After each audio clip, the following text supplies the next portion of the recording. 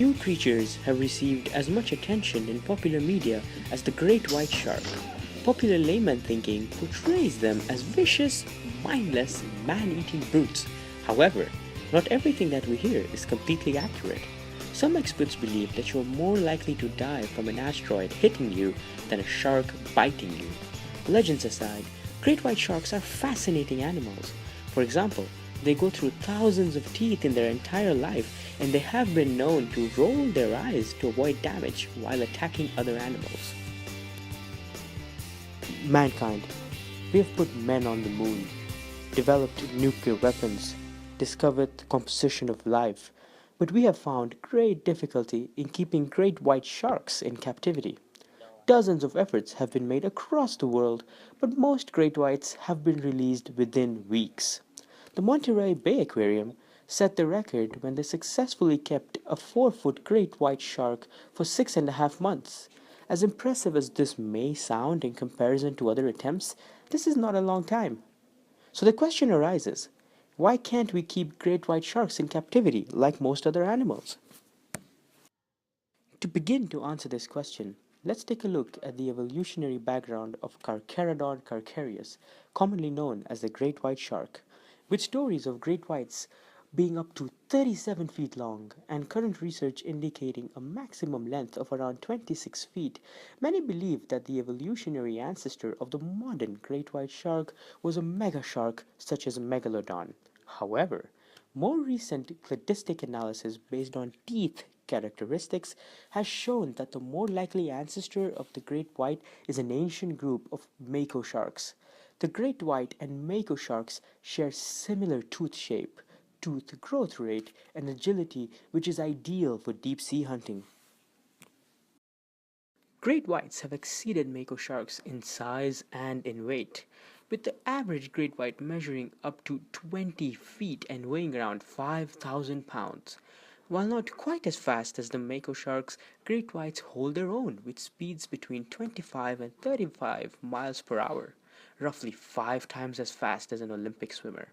In addition to being quick in the water, great whites have been known to swim great distances, with the longest migration recorded from Australia to South Africa. A compelling reason for their continuous swimming is that their gills require constant motion to provide oxygen to their body. Great whites are evolved hunters. They have specific traits that give them advantage over their prey.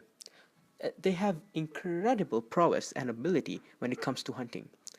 Great whites are equipped with cells in their noses that pick up on electromagnetic currents, giving them a built-in GPS to help them navigate through the water and see where their prey is. They also exhibit a keen sense of smell, especially when it comes to blood. Great white sharks can sniff out a single drop of blood in 25 gallons of water and can even detect blood in the water from up to 3 miles away. While great white sharks may be fearsome predators, due to overfishing and getting snagged accidentally in nets, they are decreasing in numbers and are currently listed as a vulnerable species. Now, back to our question. Why don't great whites thrive in captivity?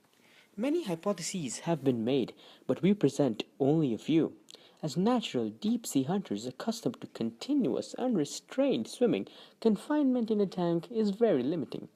Great whites held in tanks are known to scrape against the walls. Imagine trying to stay moving at all times in order to breathe and without hitting any walls. Many confined great whites have struggled to eat the large quantities of food that they need. This is likely due to the lack of proper hunting which is available in aquariums. Even if enough live mammals are provided for food, a confined space is not the ideal setting for a hunt. Some have even wondered if the salt levels in tanks are just not close enough to the ocean's salt levels. In short, a tank is simply not the environment that a great white shark needs to thrive. Aside from the well-being of the sharks, it is very challenging for aquariums to display great white sharks. Special transportation, tank selection, and feeding requirements make captivating great sharks an extremely expensive ordeal. Some people would say continued efforts should be made to put great white sharks on display.